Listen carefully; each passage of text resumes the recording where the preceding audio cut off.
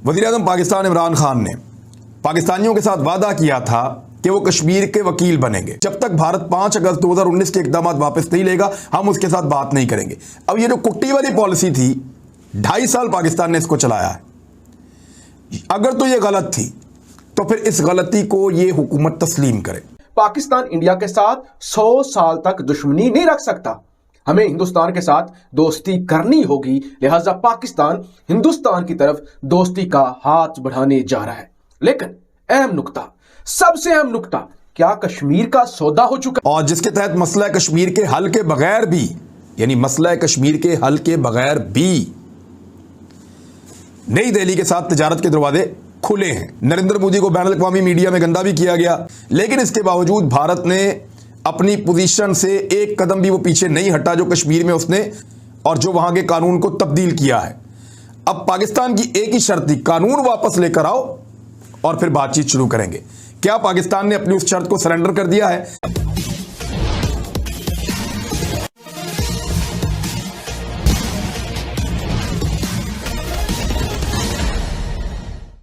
पाकिस्तान को आखिरकार यह समझ में आने लगा है कि भारत के साथ लंबे समय तक दुश्मनी पाकिस्तान के हित में नहीं है। अगर ऐसे ही दुश्मनी लंबे समय तक चलती रही तो पाकिस्तान को दिवालिया होने से कोई नहीं बचा सकता।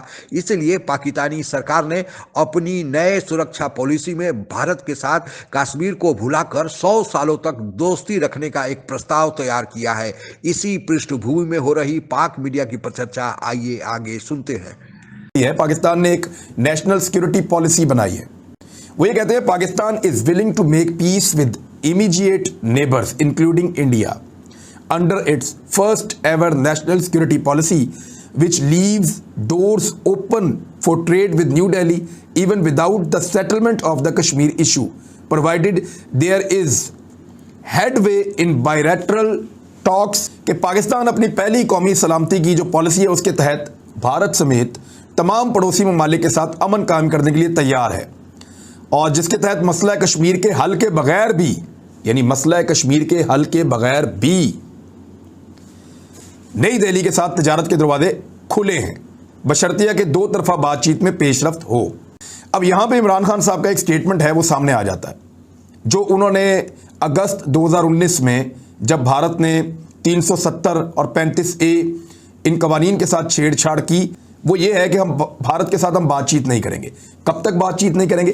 हम तब तक भारत के साथ ट्रेड नहीं करेंगे, ताल्लुकात को नॉर्मल नहीं करेंगे, तब तक भारत के साथ बातचीत के दरवाजे नहीं खोलेंगे जब तक भारत 5 अगस्त 2019 के इक़दामात को वापस नहीं ले लेता।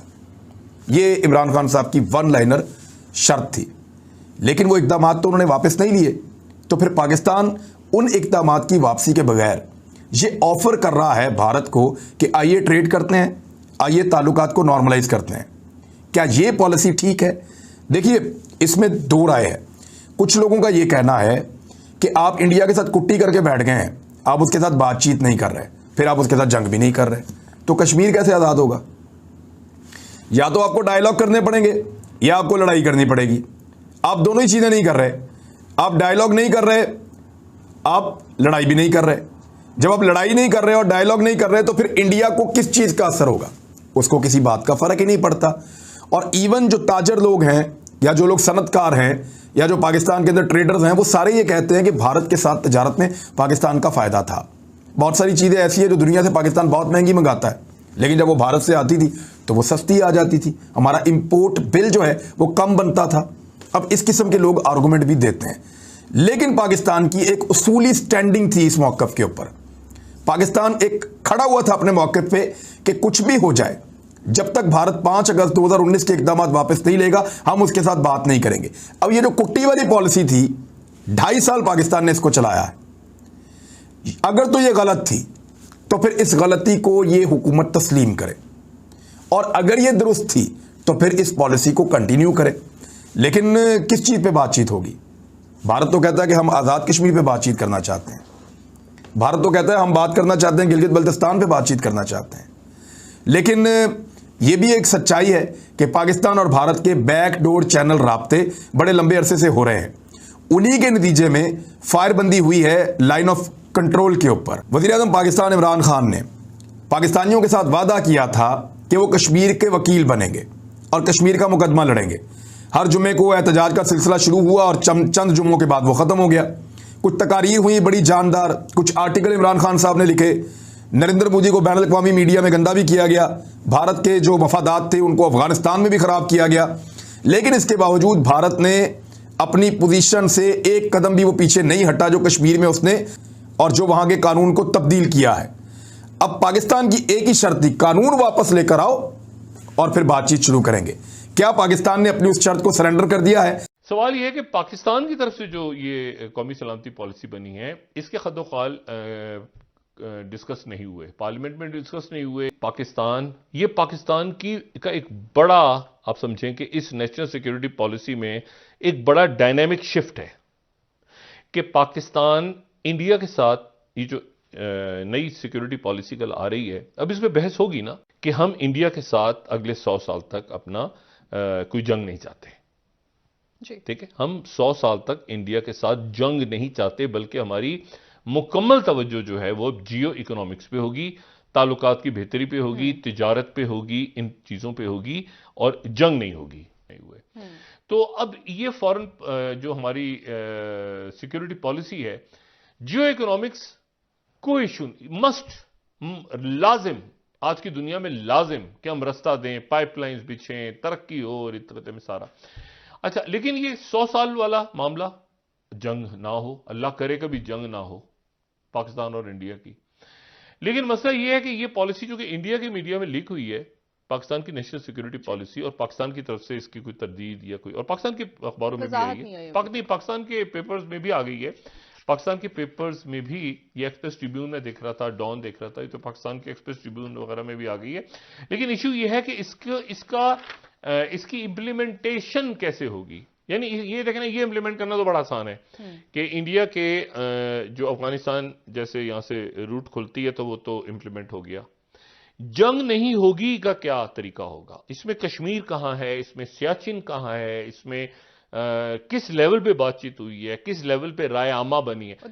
इंडिया में तो वो तो मैंने आपसे कहा ना, वो तो कह रहे हैं कि पाकिस्तान के पास पैसे नहीं थे, तो पाकिस्तान इसलिए जो है पाकिस्तान जियो इकोनॉमिक्स की बात कर रहा है, और हमें क्या जरूरत है बात करने की, हमें क्या जरूरत है। 100 साल तक पाकिस्तान जो है वो ये सियासीन के ऊपर भी, और कश्मीर का मामला और बाकी इख्तिलाफात को कैसे हल नहीं, जियो इकोनॉमिक्स तो जबरदस्त है ना कि यहाँ से अगर सेंट्रल एशिया जाता है, इंडिया की रसाई होती है तो उस पर तो, और people to people contact revive होते हैं तो इशू नहीं। लेकिन वहाँ पे बीजेपी की हुकूमत है, बीजेपी की हुकूमत जो है वो तो इसको इस तरह से ले रही है कि जैसे हम जीत गए। ठीक है ना, वो तो पाकिस्तान की कौमी सलामती पॉलिसी को ले रही है, हम तो जीत गए, पाकिस्तान को जरूरत थी, पाकिस्तान कर्जों में फंसा हुआ था, उनको जियो इकोनॉमिक्स की जरूरत थी, उनको चाहिए था कि यहाँ से रास्ते खुलें, वो उसको इस तरह ले रहे हैं कि ये तो पाकिस्तान ने सरेंडर कर दिया। ये अब ये कल या परसों से आप समझेंगे ये एक बिल्कुल ये पब्लिक डिबेट, टीवी चैनल्स पे दिफाई तज्जियाकार उधर के इधर के दाएं के बाएं के हर तरफ से इसके ऊपर बैच छिड़ी होगी कि पाकिस्तान की फर्स्ट एवर कौमी सलामती पॉलिसी में क्या है, जियो इकोनॉमिक्स के बगैर हम रह नहीं सकते। अब सवाल यह कि साथ लेकिन जियो इकोनॉमिक्स का भी दौर है, उसमें तो आप उसके बगैर रह ही नहीं सकते।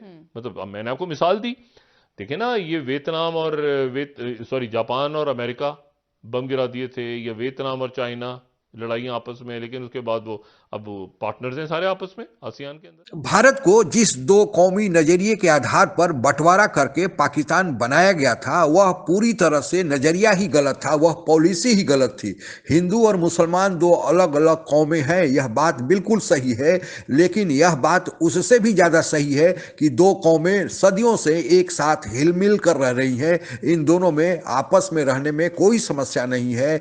लेकिन यह कहा जाना कि ये दो कौमें एक साथ नहीं रह सकती और उसके आधार पर बंटवारा कर देना, यह 1947 में हमारे देश के साथ अपराध हुआ था। केवल कुछ सत्ता लोलुप लोगों ने अंग्रेजों के साथ मिलकर, क्योंकि अंग्रेज यह चाहते थे कि इतना बड़ा विशाल देश एक साथ अगर रहेगा तो यह तो पूरी दुनिया पर राज कर सकता है, इसलिए इनको आपस में ही फूट डालकर बंटवारा किया जाए। और फिर वही हुआ, कुछ सत्ता लोलुप लोगों ने अपनी मनमानी करने के लिए, लूट खसोट करने के लिए एक अलग देश की मांग कर दी, ताकि उस देश पर वे अपनी अपनी मनमानी कर सके, और ऐसा ही हुआ। पाकिस्तान बन गया और फिर बनने के साथ ही उसमें लूट खसूट मनमानी सब चलता रहा, और इसका परिणाम पहली बार 1971 को में देखने को मिला कि इसी लूट खसोट और सत्ता में भागीदारी नहीं देने के कारण बांग्लादेश का जन्म हो गया। पाकिस्तान उसी लूट खसोट के रास्ते पर आज तक चल रहा है, और स्थिति आज यह हो गई है कि पूरी तरह अब वह दिवालिया होने के कगार पर खड़ा है। केवल एक इंटरनेशनल मॉनेटरी फंड IMF से पाकिस्तान ने 22 बार कर्जा ले लिया है। इससे आप अनुमान लगा सकते हैं कि पाकिस्तान की आर्थिक स्थिति कैसी है। जबकि पाकिस्तान जब बना था तो शुरुआती दिनों में पाकिस्तान में कुछ विकास के लक्षण दिखाई दिए थे, लेकिन लूट खसोट भ्रष्टाचार तानाशाही के कारण आज पाकिस्तान की यह स्थिति बनी हुई है, और स्थिति अब दिनों दिन बिगड़ते जा रही है, क्योंकि पाकिस्तान के अंदर भी अलग सिंधु देश, सरायकेला देश, बलूचिस्तान आदि को पाकिस्तान से अलग होकर एक अलग देश बनाने की मांग भी उठने लगी है। अपने देश की जनता को मूर्ख बनाने के लिए वहाँ के सेना के लोग और वहाँ के हुक्मरान दो ही चूरन हमेशा से बेचते रहते हैं। एक की कश्मीर लेके रहेंगे, और उन लोगों को पता है कि कश्मीर उनको नहीं मिल सकता। यहाँ तक कि जो पाक ऑक्युपाइड कश्मीर है, जो कश्मीर का हिस्सा पाकिस्तान के पास अवैध कब्जे में है, वो उसको भी देर सवेर छोड़ना पड़ेगा।